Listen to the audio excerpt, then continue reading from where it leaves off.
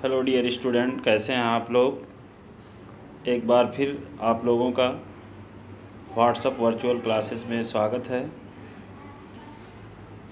इससे पहले मैंने जो वीडियो और नोट्स भेजे, उम्मीद करता हूँ आपने नोट कर लिया होगा। आज मैं आपके लिए कुछ मॉक टेस्ट आपके फर्स्ट चैप्टर से संबंधित है लेके आया हूँ।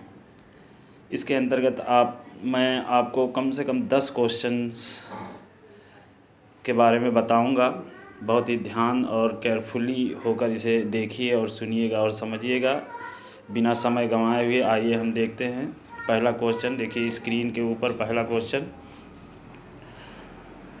क्वेश्चन मानव भूगोल मानव समाजों और धरातल के बीच संबंधों का संश्लेषित अध्ययन है। ये परिभाषा किसने दी है। इससे पहले मैं बता चुका हूँ मानव समाज की परिभाषा में। जल्दी जल्दी गेस करें, देखें कौन सा सही है। इसमें देखिए इसके जो ऑप्शंस मैंने दिए हैं, Ratzel, Humboldt, Griffith Taylor, Ellen Semple. तो इसमें कौन सा सही होगा। इसमें रेटजल। ये परिभाषा किसकी है, रेटजल की।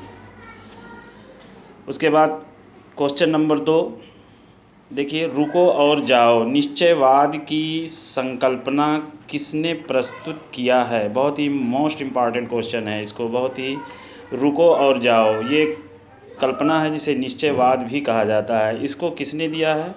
देखिए इसमें ऑप्शंस है। पहला ऑप्शन हम्बोल्ट, दूसरा टेलर, तीसरा प्लैंक, चौथा कॉपरनिकस।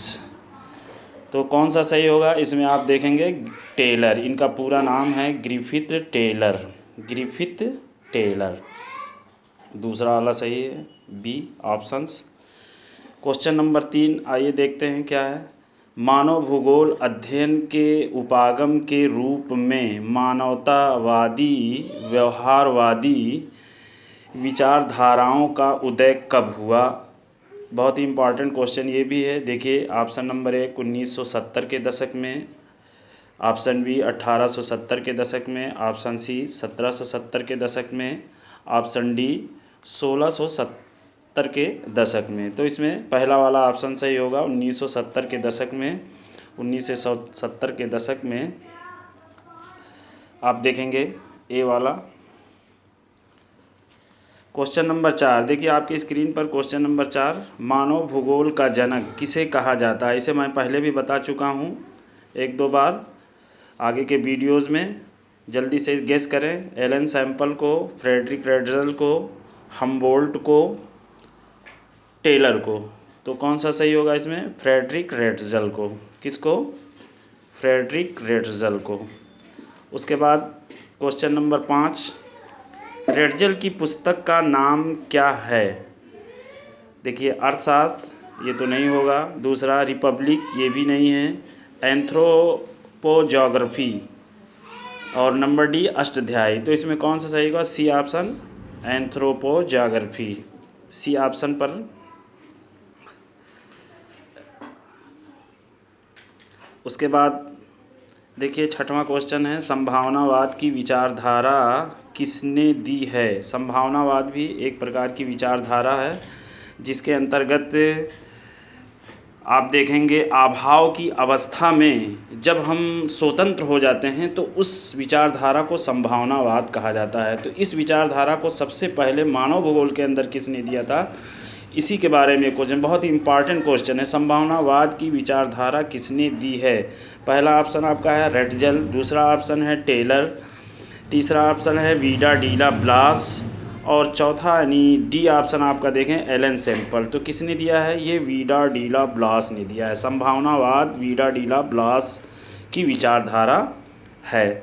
7वां क्वेश्चन देखिए आपकी स्क्रीन पर आधुनिक मानव भूगोल के जन्मदाता कौन है। इससे पहले भी ये क्वेश्चन आ गया है। इस क्वेश्चन को 2 रूपों में पूछ सकता है, कभी आधुनिक मानव भूगोल का जन्मदाता, तो कभी जो है मानव भूगोल का जन्मदाता, कभी आधुनिक भूगोल के पिता किसे कहा जाता है।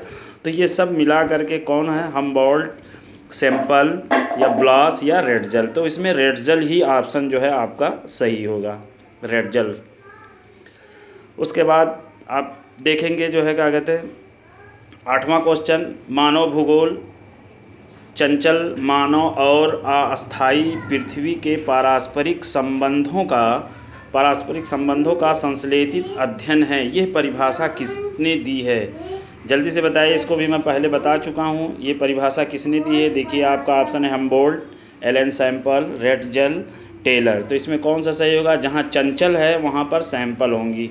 क्या होंगी? सैंपल। एलन सैंपल ने ये परिभाषा दी है, जो फ्रेडरिक रेटजल की शिष्या थी, और ये अमेरिका की जो है क्या कहते हैं बहुत बड़ी जो है भूगोलवेत्ता मानी जाती हैं। क्वेश्चन नंबर 9 आप देखेंगे, मानव विकास के कितने स्तंभ हैं?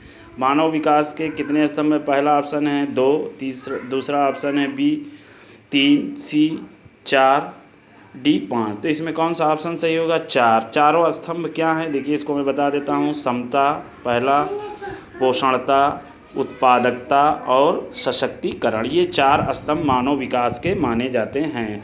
लास्ट क्वेश्चन आप देखेंगे, अभाव की अवस्था में स्वतंत्रता की अवस्था ने किस विचारधारा को जन्म दिया? अभी इससे पहले मैंने ये क्वेश्चन बताया है, जो है कहते बीडा डीला ब्लास ने अभाव की अवस्था में स्वतंत्रता की जब अवस्था उत्पन्न हो जाती है तो उसको संभावनावाद कहा है। क्या कहा है? संभावनावाद। तो ये संभावनावाद बीडा डीला ब्लास ने दी है। और इस संभावनावाद किसे कहते हैं? जब हम किसी अभाव की अवस्था में खुद को स्वतंत्र कर लेते हैं या मानो स्वतंत्र की अवस्था में आ जाता है तो उस अवस्था को संभावनावाद की संज्ञा दी जाती है, और इसको बीडा डीला ब्लास ने दिया था। ठीक है डियर स्टूडेंट, ये आपके 10 मॉक टेस्ट हो गए हैं। उम्मीद है कि आपको अच्छा लगा होगा और इस सारे क्वेश्चंस को